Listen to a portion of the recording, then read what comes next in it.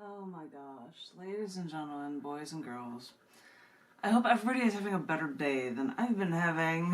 I love it when things go wrong in the business world and you're stuck at home and trying to figure out how to do it all. Hi, ladies and gentlemen, boys and girls. I keep talking to you guys about reading books in honor of the Cafe Gallery, which was running at Gallery Cabaret. But I was often reading on Tuesday nights, which was the night I would read at the cafe. I would read things from upcoming issues or recently released issues of Scars Publications magazines, and I would read short haiku pieces from other people. But at the Gallery Cabaret at the Cafe Gallery on Wednesday nights, I would read sections from books, and that is what I've been doing more, but I've been reading on Tuesday nights, so I thought I would come in early because I'm really hoping that I can get some dinner plans or something going on. I have no idea what my night's going to be like tonight. I hope everybody's got a good day for themselves right now because, oh, I love hectic holiday times, even when we're all supposed to be trapped and alone and separated from everyone else. But I thought I would come in early and do a Wednesday installment of a couple of events poems for you guys, starting with, I believe, today, because today is the 9th of December. I'll start off there reading some poetry from the recently released Scars Publications book, Every Event of the Year, Volume 2, July through December.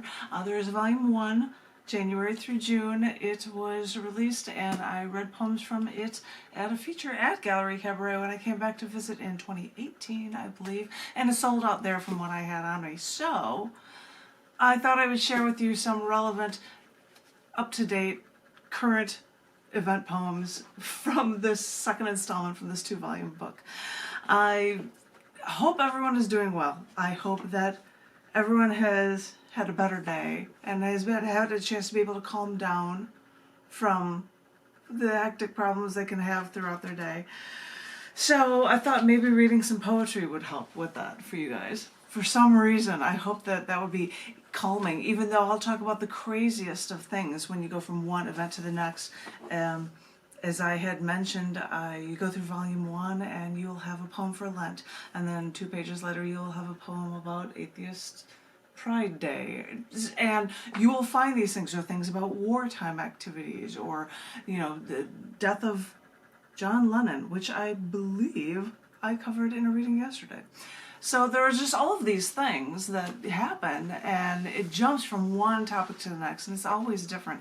So I hope you guys are cool with that, and I am going to start by reading a piece that is for today, the 9th of December, which is actually for the 1941 beginning date of the subsequent Nuremberg trials, with the doctors' trials of physicians and officers that were involved in Nazi human experimentation and mass murder through euthanasia. So, hey, we got a fun one to start with for you guys, but that is something that was one of the things for events for today. I believe that's the only thing I've got covered for today. So if people have ideas for other events for today, they're not going to go in this book, but I'd love it if you wanted to post a comment and share that after this in a Facebook feed, after, you know, post in this section. I'd love to hear it. But in the meantime, this is a representation for events that have happened today, and it is in light of those doctors' Nuremberg trials. And this is called, Once Again, Regain Our Humanity. Any history buff with a penchant for Hitler could go into detail about, say, their V-2 rockets' assault on Britain, or about how killing Jews with bullets was far too time-consuming, or how German SS soldiers were encouraged to father many children, even if not in wedlock, because Germans needed to produce more blonde-haired, blue-eyed Aryan babies. World War II buffs could rehash the post-war Nuremberg trials for Germans' war crimes too, but on a scale of the Nazis' final solution, indicting officers can never be enough. They all say they were just following orders, but humankind assumed the Hippocratic Oath made doctors swear they would do no harm to living things.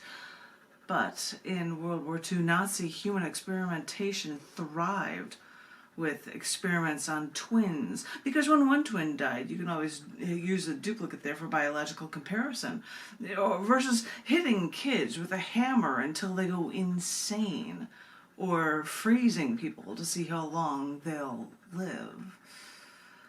Because, sure, you can hear about the mass killings and think that things couldn't get any worse, but the thing is, scientifically, medically, they can get much worse, from giving mustard gas to electroshock experiments. And people doing this, they were doctors vowing an oath to heal. So, do they think they go off scot-free? They knew what they were doing, including forcing euthanasia in psychiatric hospitals, justifying their actions by inciting eugenics, compassion, reducing suffering, racial hygiene, and, get this, saving money. They even posted flyers outlining how much money these unhealthy people cost. Maybe if you hear something enough, even the insane becomes justifiable. But when you step back, when you take a good, objective look at the system, you probably need to send these doctors through the U.S. military courts, because really, after what everyone discovered really happened, that was closed off from the outside world. Even then even doctors could go against their one solemn oath to heal. A dozen military tribunals doesn't seem like enough to try to make the world right again. How did this happen? One is forced to consider. And what's next? How did we get to this hole humanity has been thrown into? And before we're shot, left in this ditch to die, what steps can we take to affirm that this is not humanity, but inhumane? So we can shake the insanity that took over the minds of the blindly obedient, and we can once again regain our humanity. Holy cow. Ladies and gentlemen, boys and girls, that was my one event for today. So, if anybody out there has a clue as to other events that have happened on this day, although they can't get into this book, Every Event of the Year, Volume 2, July through December, I would love to hear them, because I kind of was going like crazy looking for events and holidays and such, because I have something for the 10th, which is alright as well. There's only one thing that I have for the 10th, and that was the fact that Martin Luther burned his copy of the papal bull that was written about him in 1520. This is kind of a cool one. It really is to me. This one is a short one. It's called Zealots Intentions. If you see a great church burn down, then sees religious wealthy leaders ask for money to rebuild the church, you may question those religiously wealthy zealots about their intentions and protest them for asking for more.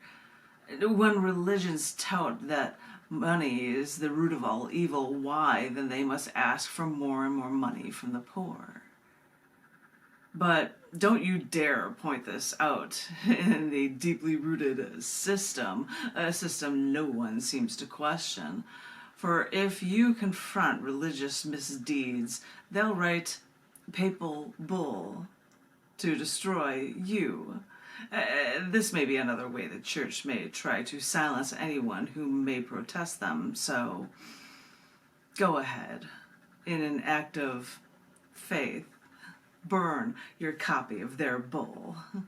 It may not change what they said, but it will show the world that you won't let those who you know are wrong actually silence you. Which we seem to all be in, that we want to be able to protest and fight the system at this time in our lives, so hearing something like that seems kind of cool, even though it was all the way back in 1520 on the 10th of December. But alas, on the 11th, I believe, is actually International Mountain Day. International Mountain Day. So, I've got a prose poem here for you that is called Top of the Mountain. So, we were in the car together, Lori driving, Sandy in the back seat, that humidity from the southwest Florida night seeping in through the cracks in the car windows. And it was quiet for a moment, and the lull in the conversation prompted Lori to ask, "So, if you had an Indian name, what would it be?" And I was completely lost by this introduction of this question. I mean, where did it even come from? And what kind of Indian name was she talking about? Sequoia? And then Sandy says, "You mean like fucking dogs?" And Lori laughed and said, "Yes, a name like Running Bear or Soaring Eagle." So Sandy didn't think fucking dogs would be her name, so she came up with Teacher of Children. And I thought for a moment, tried to encapsulate my life in one catchy little phrase, and I finally came up with One Who Rests at Top of Mountain. Lori then explained to us that the names were actually given to Indian boys as a rite of manhood by their mentor, the mentor of theirs, and it was often a grandfather figure, and the name was a reminder to them of what they needed to become, what they should become. So I changed mine to Patient One. But, you know, looking back at that night, driving through that musty, sticky night, I still think it's better to say that I'm the one that rests at the top of the mountain. Holy cow, that was the 11th of December, and I believe I have another one. Haha, I've got 2 events for the 11th, which is in 2 days. So this Friday there are 2 days, it's Mountain Day. Anybody that's near a mountain, go check it out. Say, hey, that's a cool looking mountain, or photos of mountains, or climb a mountain. Why not? Because it's not like we can go hang out with each other, right? So you could do that. Or you could check out weird things in history, because another thing that happened was that a Byzantine emperor was killed on the 11th in actually 969 A.D. Nikephoros. Oh my gosh. He was assassinated. There was a Byzantine emperor assassinated. I don't have the whole spelling of his name here, but if you want to check it out, it's in the book, Every Event of the Year, Volume 2, July through December. You can see it online through Scars.tv, or you can find it at Amazon. Available pretty much globally. Although I've had a couple people from Africa asking if they can get books, and I'm like, I'm really sorry that Amazon can't get to you. I'm trying as hard as I can to get books to as many people as possible. I'm sorry. I'm so sorry that I can't get it to the opposite side of the world. I try, but, you know. You can check it out online too if you can't get a copy. But this is a poem that was written for this Byzantine emperor being killed in 969 AD, and it's called Emperor Assassinations and Political Politics. We wouldn't know anything about that in the United States, would we? No. So enjoy this poem. I look at the state of politics in the U.S. government, with one side busy impeaching the sitting president, and think that this has to be pretty bad, far too partisan. But look into U.S. history if you think it's bad now, when leaders challenged each other's duels, and modern times might not seem so bad. But if I thought that it was bad here, I laughed when I read that 1,050 years ago today, the Byzantine emperor was assassinated by his wife and her lover, a later emperor. So if you thought founders of the United States challenging each other to a duel was bad, that's nothing when an emperor's wife actually kills her with her lover, who is also the emperor's nephew. Oh, you'd think I was writing this for a soap opera, but no.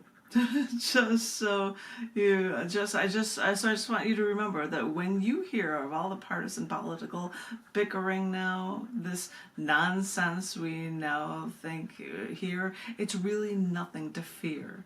We haven't seen what people can really do for power. This is why, like some soap opera stars who can brush everything off like it's nothing, they give it all a little perspective and laugh when others freak, when you stop paying any attention to politics anymore. Which is totally true. Soap opera people, and even in soap operas, they can just brush this off because guess what? More is going to come and we're going to handle it.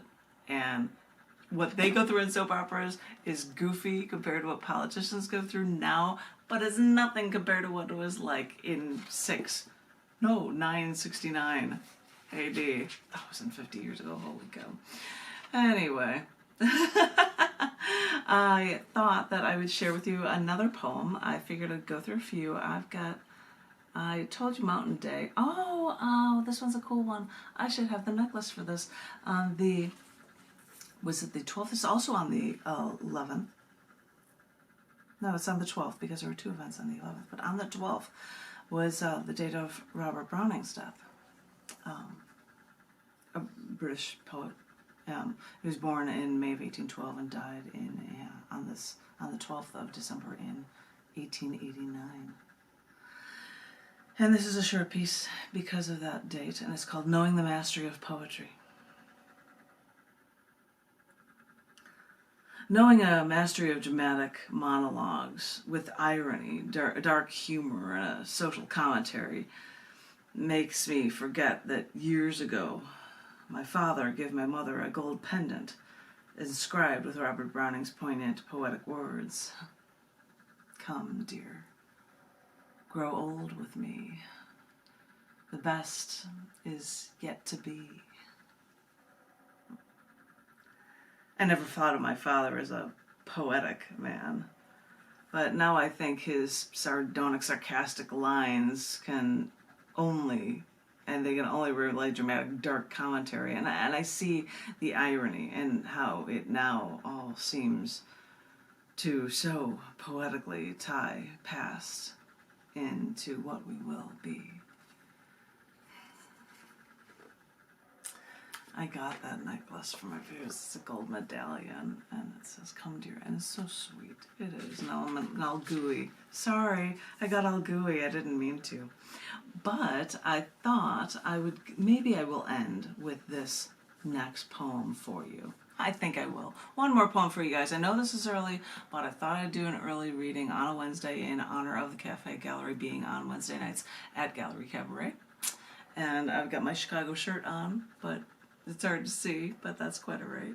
Anywho, I wanted to share a poem for you on the 13th of December, and that is Saturnalia, which one of the poets here, Tom Woodruff, an Australian who was living here and was running different open mics, is totally into this, and so it was good to share this with him, and I hope you enjoy this. This is in honor of Saturnalia.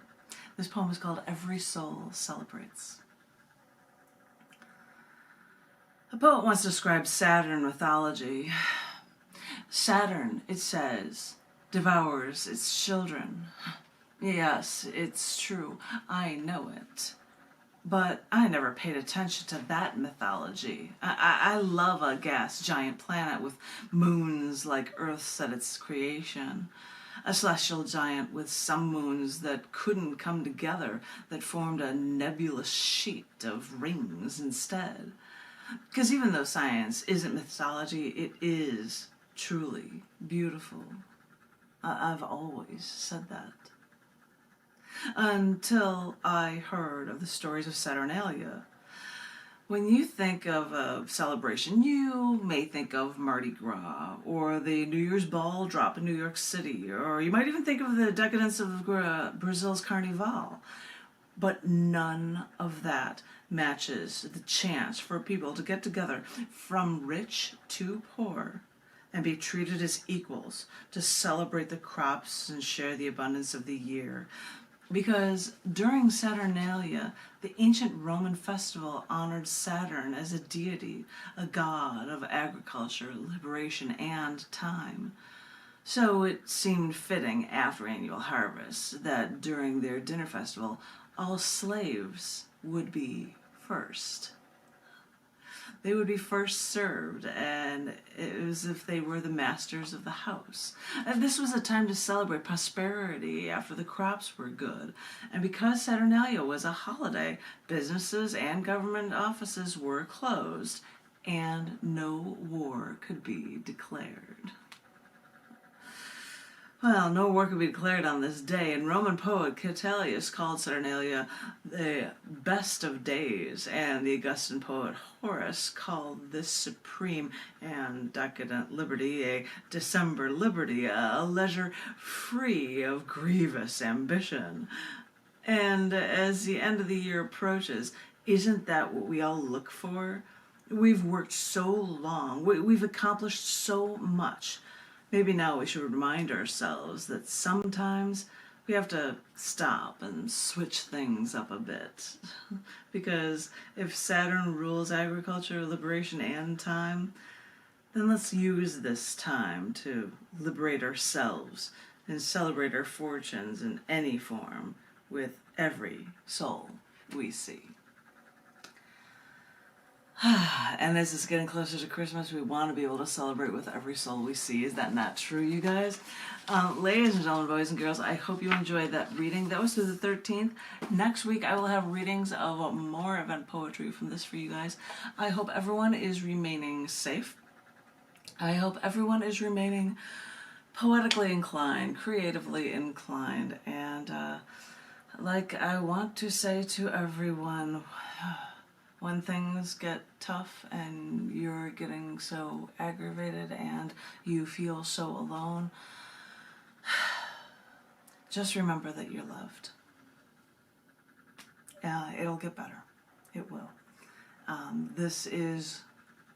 Try to think of it as good time for us, because it has allowed us to change things and figure things out. Some people with jobs are able to stay at home and work at home, and some people aren't, but they don't have to actually deal with so much contact stuff, or the delivery systems have changed. So it's reevaluating how everything is working. We'll see how long this is going to last, and I hope that everybody is safe and secure, financially secure, creatively secure, and as I said, know that you're loved. Let's keep the creative juices flowing, and I will talk to each and every one of you very, very soon. Thank you all very much. Thank you much.